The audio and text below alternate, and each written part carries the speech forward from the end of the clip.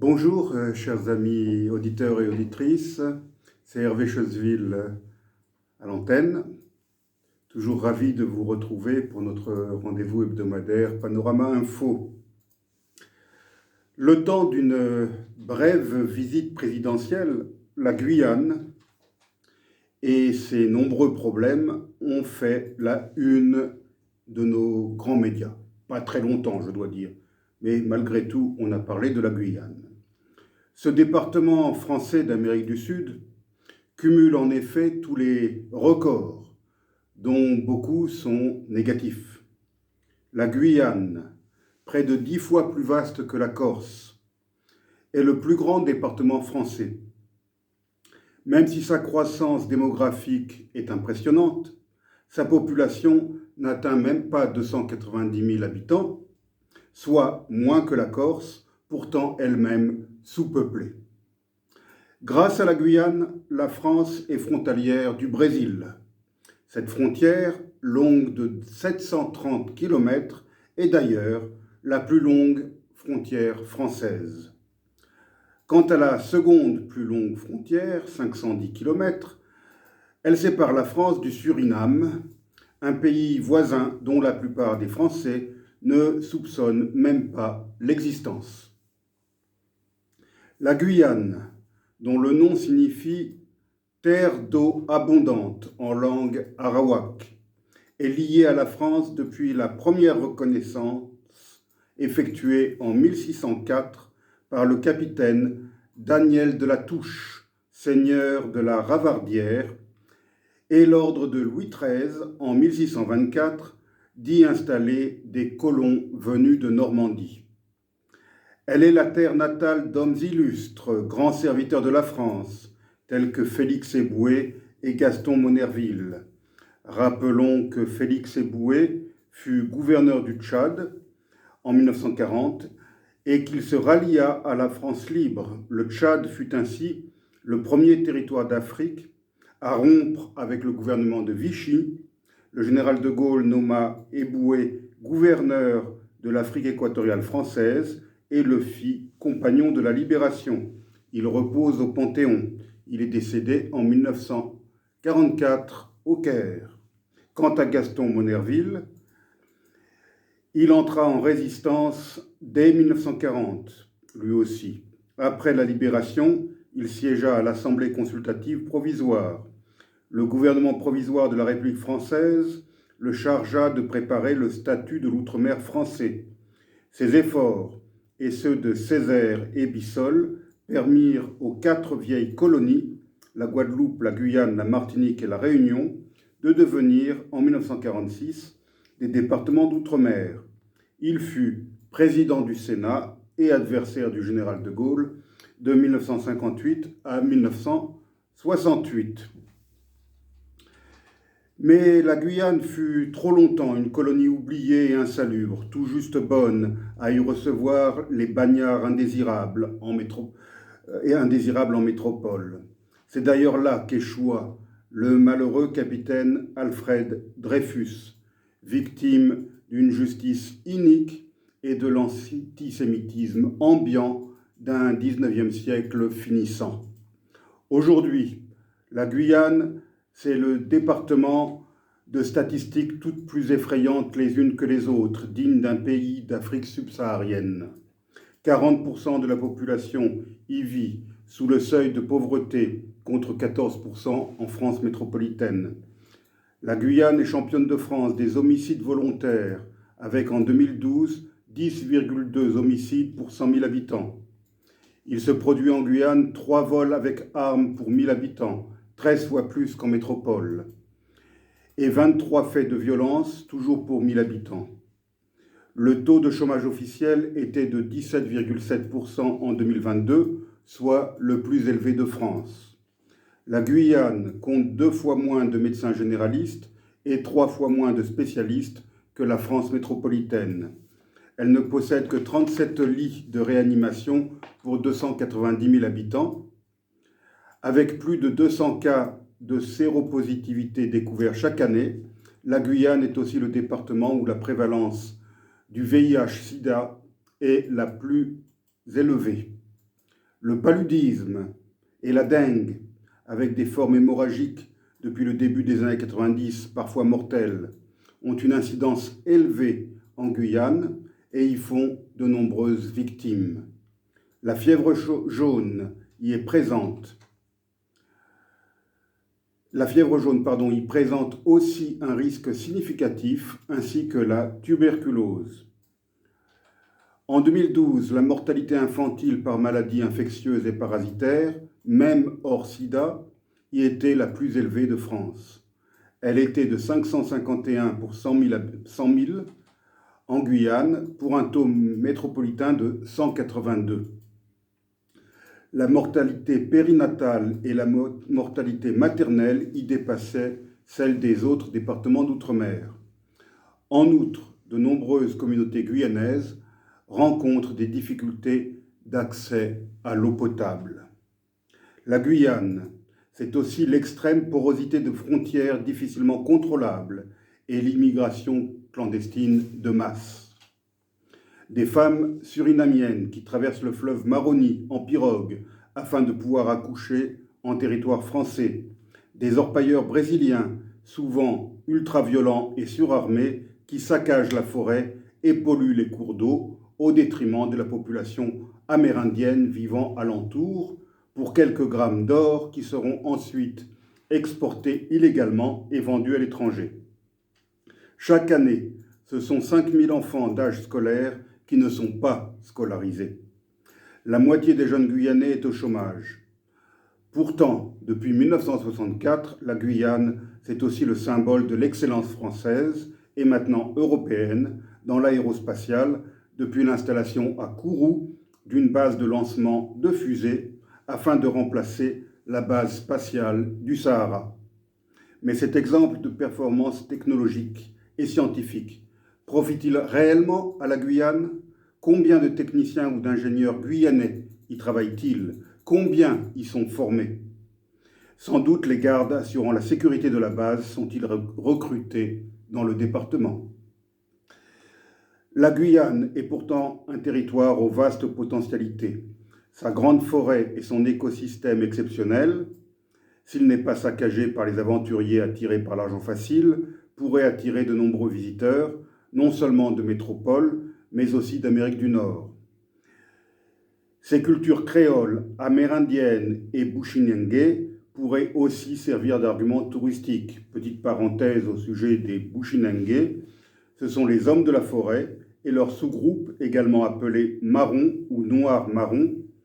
C'est l'ensemble des peuples descendants d'esclaves emmenés au Suriname pour travailler dans les plantations et qui s'en enfuirent et se réfugièrent dans la forêt amazonienne pour rester libres. En dehors du tourisme, il y a aussi l'agriculture qui ne demande qu'à être développée.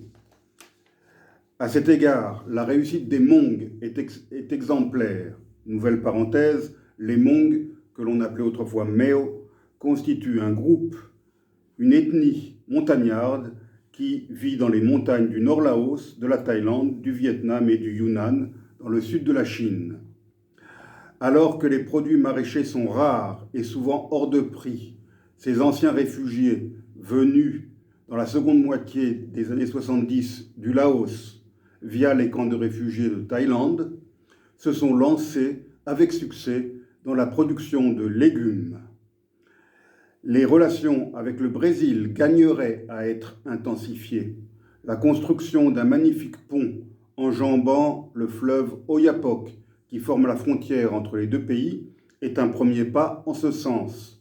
Malheureusement, le raccordement du réseau routier guyanais à celui du grand pays voisin a pris beaucoup de retard. Ce superbe viaduc long de 378 mètres est achevé depuis 2011 et il a même fini par être inauguré par le préfet de Guyane et par son homologue, le gouverneur de la région brésilienne de l'Amapá. Mais du côté brésilien, la route n'est pas encore goudronnée et elle est difficilement praticable durant la saison pluvieuse. Le contraste est donc grand, frisant l'absurde entre ce magnifique ouvrage d'art au-dessus du fleuve et la piste boueuse qui commence à son extrémité ouest. Les habitants des deux rives de l'Oyapock continuent donc à traverser leur fleuve en pirogue, au pied du superbe pont suspendu, toujours inutilisé. Il serait grand temps que les dirigeants français, ceux d'aujourd'hui comme ceux de demain, réalisent que la Guyane et les autres terres d'outre-mer représentent une chance pour la France, à condition d'y investir dans des projets d'avenir, d'y développer des infrastructures dignes de ce nom et surtout de faire confiance aux habitants qui devraient pouvoir davantage prendre en main leur destin. Comme la Polynésie de 1978, comme demain la Corse, la Guyane pourrait ouvrir la voie menant à une véritable décentralisation et à l'autonomie interne. Depuis plusieurs années, la Corse renoue avec son environnement géographique naturel et culturel, Sardaigne, Baléares, Catalogne, Toscane, Malte et les autres îles méditerranéennes. La Guyane gagnerait à l'imiter en développant ses relations avec le Brésil, le Suriname, le Guyana et les Caraïbes. La Guyane du futur pourrait alors devenir un pôle de développement en Amérique du Sud et servir de trait d'union entre ce continent et l'Union européenne. Pourquoi ne pas envisager la création d'une grande université francophone en terre guyanaise, université qui accueillerait des étudiants guyanais bien sûr, mais aussi de nombreux jeunes venus de toute l'Amérique du Sud, de l'Amérique centrale et des Caraïbes. Comme mes auditeurs le savent, je me suis investi depuis 2021 dans un petit projet en faveur des enfants d'une communauté autochtone de la grande forêt brésilienne, les Enawene Nawe. Même si le Mato Grosso, où vit ce peuple, est très loin de la Guyane, je ne saurais donc rester indifférent au sort des populations autochtones de ce morceau d'Amazonie française, depuis trop longtemps marginalisées et victimes des activités illicites des orpailleurs et des trafiquants en tout genre. Un scandale les concernant vient de faire surface.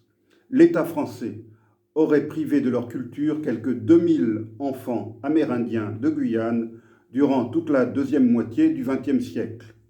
Un collectif d'universitaires et de Guyanais souhaite maintenant faire émerger la vérité sur ce qui s'est réellement passé dans les 8 pensionnats pour Amérindiens que comptait le département français et qui ont existé durant des décennies.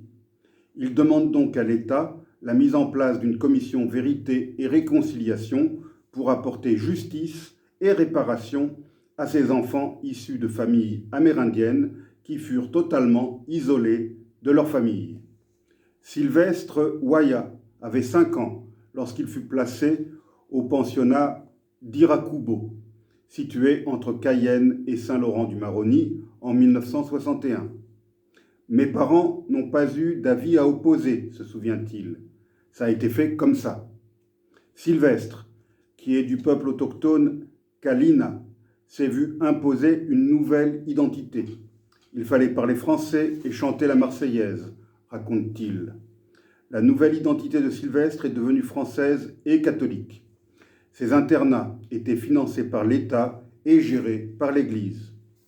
La journée commençait par « Au nom du Père, du Fils et du Saint-Esprit ». Pourquoi il fallait qu'on nous baptise? J'avais mes propres croyances, souligne Sylvestre. C'est devenu cette acculturation forcée qui a été un déracinement pour moi, dit-il. Lui qui a aujourd'hui 67 ans, n'a jamais pu retrouver vraiment sa langue natale. J'ai encore ma mère et mes frères et sœurs qui sont en vie, qui me parlent en Kalina, ma langue maternelle. Je suis obligé de traduire en français pour comprendre ce que mes frères et sœurs et maman me disent, et j'en suis très malheureux, se désole Sylvestre. Vous imaginez, j'ai 67 ans, et ça fait 62 ans que je suis séparé de ma culture, de mes origines. L'isolement voulu par les autorités de l'époque était total. Interne dans ce home indien pendant 8 ans, à quelques kilomètres de son village, Sylvestre ne revoit sa famille que pendant les grandes vacances. On n'avait pas de contact avec l'extérieur, on n'avait pas le droit de sortir. Mes parents n'ont jamais eu le droit de visiter leurs enfants au home indien, s'indigne l'ancien pensionnaire. Le professeur de droit public, Jean-Pierre Massias, a pu réunir une centaine de récits comme celui de Sylvestre pour mener son enquête avec l'Institut francophone pour la justice et la démocratie. Il a recensé des cas de violence physique dans certains pensionnats ainsi que 2 témoignages directs d'abus sexuels. Jean-Pierre Massias formule aujourd'hui le souhait de voir l'État rendre justice à ses enfants autochtones. À l'époque, on considère ces enfants comme de toute manière des gens à civiliser et l'Église a carte blanche pour les civiliser. On est vraiment dans la perspective coloniale. Il demande donc une commission vérité et réparation pour Sylvestre et les 2000 enfants amérindiens de Guyane passés par ces pensionnats dont le dernier a fermé il y a 1 an seulement. Cette histoire navrante en rappelle d'autres qui se sont déroulées à la même époque. On se souviendra en particulier de ces enfants réunionnais, arrachés à leur famille pour être envoyés en Lozère, département rural jugé trop sous-peuplé, où ils ont été placés dans des foyers et des familles d'accueil. Eux aussi ont souffert du déracinement et de l'acculturation imposée par les autorités. La France n'avait malheureusement pas le monopole de ces pratiques aussi honteuses qu'inhumaines. Des scandales similaires ont aussi été révélés au Canada, où des enfants amérindiens ont subi le même sort que ceux de Guyane. J'ai déjà évoqué l'orpaillage clandestin, qui a de lourdes conséquences pour le territoire et en particulier pour les communautés amérindiennes qui y vivent. Depuis une trentaine d'années, l'activité des garimperos a entraîné une pollution des eaux de Guyane. Fleuves et rivières ont été contaminés par le mercure utilisé pour extraire l'or. Or, dans ces zones situées dans la forêt amazonienne, plusieurs communautés autochtones survivent grâce à la pêche et à la cueillette. Malgré son interdiction, 15 tonnes de mercure seraient encore déversées dans les cours d'eau chaque année. Cette pollution affecte gravement la santé des populations locales ainsi que l'environnement. En août 2023, le parc amazonien poussait un cri d'alarme face à l'augmentation vertigineuse de ces activités clandestines. Plus de 50% de sites illégaux d'exploitation aurifère ont vu le jour entre août 2022 et août 2023. 1500 km de cours d'eau ont été ainsi pollués. Autre chiffre, 83% des chantiers illégaux affectant négativement le parc amazonien se trouvent dans le bassin du Maroni. Ces chantiers sont ravitaillés par des commerçants implantés sur la rive surinamaise de ce fleuve qui forme la frontière entre la Guyane et le Suriname. Le 25 mars 2023, à l'aube, un membre du GIGN a été tué dans le secteur de Dorlin, en pleine forêt guyanaise. Il s'appelait Arnaud Blanc. Il avait 35 ans et était père de 2 jeunes enfants. Ce maréchal des logis chef était en mission dans le cadre d'une opération de lutte contre l'orpaillage illégal nommée Opération Harpie. Alors que les militaires prospectaient des carbets, ils ont été pris à partie par des individus armés. Si l'auteur présumé des tirs s'est rendu aux gendarmes 15 jours plus tard sous la pression des garimperos, où en est-on de la lutte contre l'orpaillage illégal en Guyane? Chaque année, près de 300 militaires et gendarmes sont mobilisés dans le cadre de l'opération Harpie lancée en 2008. Une opération dont le bilan est plutôt positif selon les autorités, car elle permet de contenir le phénomène et d'en interdire le développement industriel constaté dans les pays limitrophes. En 2023, plus de 225 personnes ont été placées en garde à vue et près de 61 millions de matériel illicite ont été saisis durant l'année en question 2023, selon la gendarmerie nationale. Les quads, pirogues et moteurs réattribués aux militaires et aux gendarmes, facilitant ainsi leur mission tout en sapant le moral des garimperos. Durant l'année 2022, plus de 1000 patrouilles ont été effectuées, 59 kilos de mercure et 5 kilos d'or ont été saisis. La mission Harpie présente aussi des résultats sur le long terme. Alors que 600 chantiers illégaux avaient été répertoriés avant 2010, Il n'y en aurait plus à présent que 300, un chiffre considéré comme stable depuis 3 ans. Aujourd'hui, la gendarmerie est capable de donner à n'importe quel moment un état de l'orpaillage illégal en Guyane. Les données sont très fiabilisées et synthétisées dans une cartographie précise. Malheureusement, l'orpaillage n'est pas le seul fléau à être combattu par la gendarmerie et l'armée en Guyane. La Guyane semble être devenue une véritable plaque tournante pour le trafic de drogue, qui est infiltré par des gangs brésiliens, particulièrement dangereux. Ces gangs armés appartiennent à des fractions bien identifiées au Brésil. Très puissantes, elles tentent de faire de la Guyane leur nouveau terrain de jeu. Plus de 200 individus seraient déjà implantés sur le territoire.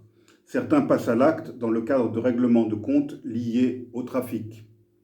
Les trafiquants utilisent souvent des pirogues cachées dans les criques et les rivières de la forêt amazonienne.